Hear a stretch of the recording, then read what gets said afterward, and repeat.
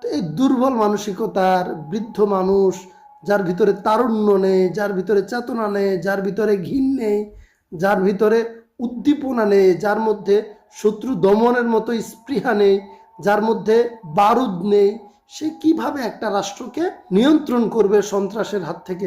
ঠিক আমাদের ব্যর্থতা এই জায়গায়। আসসালামু আলাইকুম রহমতুল্লাহ। দেশপ্রেমিক জনগণ বারবার চিন্তা করে পেরেশান হয় যে দেশ কেন বারবার ব্যর্থ হয়। আন্দোলন ব্যর্থ হয়, সন্ত্রাস দমন ব্যর্থ হয়, মানুষের জীবনের নিরাপত্তা ব্যবস্থা ব্যর্থ হয়। এই ব্যর্থতার পেছনে কারণটা কেউ খুঁজে পায় না। আসলে ইসলাম এবং রসুল করিম সাল্লাল্লাহু আলাইহি ওয়াসাল্লামের জীবনকে যদি পাশ কেটে যায়, তাহলে কখনো ব্যর্থতাকে সফলতায় উত্তরণ করা সম্ভব না। হজরত আবু যর গেফারি রাদিয়াল্লাহু তাআলা আনহু নামক বিখ্যাত সাহাবী রসুল সাল্লাল্লাহু আলাইহি ওয়াসাল্লামকে বললেন, ইয়া রাসূলুল্লাহ, আমাকে প্রশাসনিক কোনো দায়িত্ব দিয়ে কোথাও পাঠান। তখন রসুল সাল্লাল্লাহু আলাইহি ওয়াসাল্লাম বললেন, ইন্নাকা যায়িফুন ফা ইন্নাহা আমানাতুন। আবু যর গেফারি রাদিয়াল্লাহু তাআলা সৎ এবং নেককার ইমানদার মানুষ ছিলেন, কিন্তু তিনি শারীরিকভাবে দুর্বল ছিলেন, মানসিকভাবে দুর্বল ছিলেন। যে কোনো বিষয়ে শক্ত অবস্থান নেয়া, প্রতিরোধ গড়ে তোলার জন্য যে হিম্মত এবং ভালোবাসার সাথে শাসনের যে মনোভাব, সেটা তার মধ্যে ছিল না। যার জন্য রাসূল সাল্লাল্লাহু আলাইহি ওয়াসাল্লাম বললেন, তুমি ব্যক্তি হিসেবে দুর্বল, প্রশাসনিক কাজ পরিচালনা করার জন্য দুর্বলতা কোনোভাবেই স্থান দেওয়া যায় না, দুর্বলতাকে কোনোভাবেই সুযোগ দেওয়া যায় না। এবং ফাইন্নাহা আমানাতুন, রাষ্ট্রীয় দায়িত্ব, প্রশাসনিক দায়িত্ব, জনগণের দায়িত্ব ভার কাঁধে তুলে নেওয়া, এটা চারটিখানি কথা নয়, এটা অনেক গুরু দায়িত্ব। এটা এমন একটা আমানত যে আমানত পালন করার জন্য হযরত আবু বকর সিদ্দিক রাদিয়াল্লাহু তাআলা আনহুর মতো দয়ার সাথে যে শক্ত মানসিকতা, সেটাও লাগে। যেমন কিছু মানুষ যাকাত দিতে যখন অস্বীকার করেছে, তিনি তাদের বিরুদ্ধে যুদ্ধ পরিচালনা করেছেন।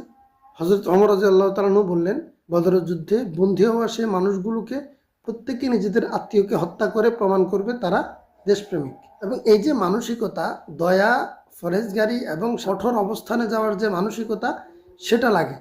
তো আমাদের বাংলাদেশে ব্যর্থতার পিছনে এটাই কারণ যে আমাদের যে একটা স্বরাষ্ট্রমন্ত্রী দেয়া আছে, সে সৎ মানুষ, সত্য, এত হ্যাবলা মানুষ দিয়ে স্বরাষ্ট্র মন্ত্রণালয় চালানো যায় না।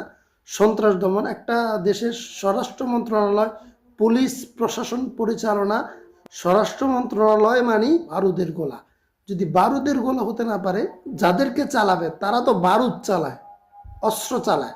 যারা অস্ত্র চালনা করে, যারা সন্ত্রাসের বিরুদ্ধে মুখ করে, যারা অস্ত্রবাজদের বিরুদ্ধে মুখ করে, বহিরাগত শত্রুদের বিরুদ্ধে যারা সিদ্ধান্ত নেবে, তারা হ্যাবলা হাবাগোবা মানুষ হইলে আসলে দেশ ব্যর্থই হবে। স্বরাষ্ট্র মন্ত্রণালয় এবং রাষ্ট্র পরিচালনায় যখনই কাউকে দায়িত্ব দেয়া হয়, তারা ন্যায়ের বিরুদ্ধে যেরকম শক্ত থাকে, কঠোর থাকে, অন্যায়ের বিরুদ্ধে কখনো কঠোর থাকতে পারে না।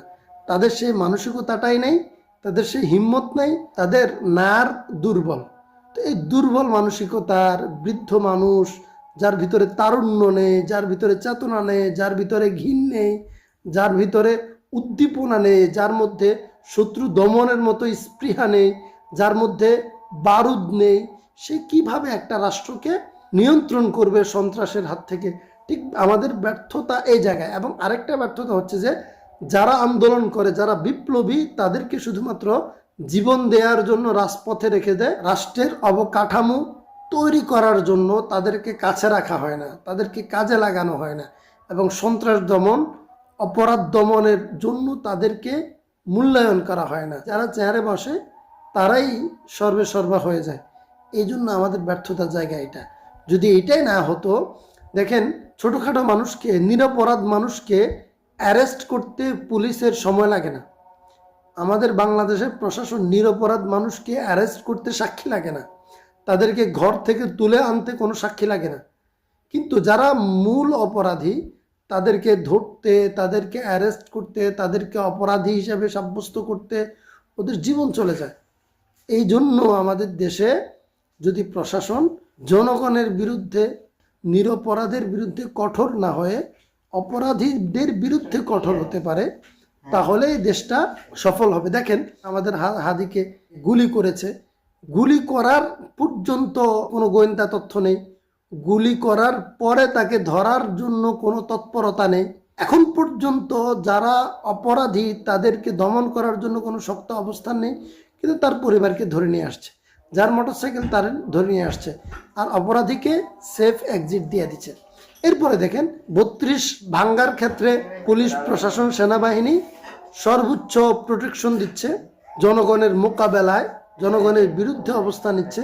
প্রথম আলো, ডেইলি স্টার ভাঙ্গার পেছনে জনগণের বিরুদ্ধে জনগণের মোকাবেলা করছে প্রশাসন, কিন্তু কখনো অ্যাক্টিভলি প্রশাসনকে আমরা সন্ত্রাসবাদের বিরুদ্ধে রুখে দাঁড়াতে দেখি না, অ্যাক্টিভনেস দেখি না।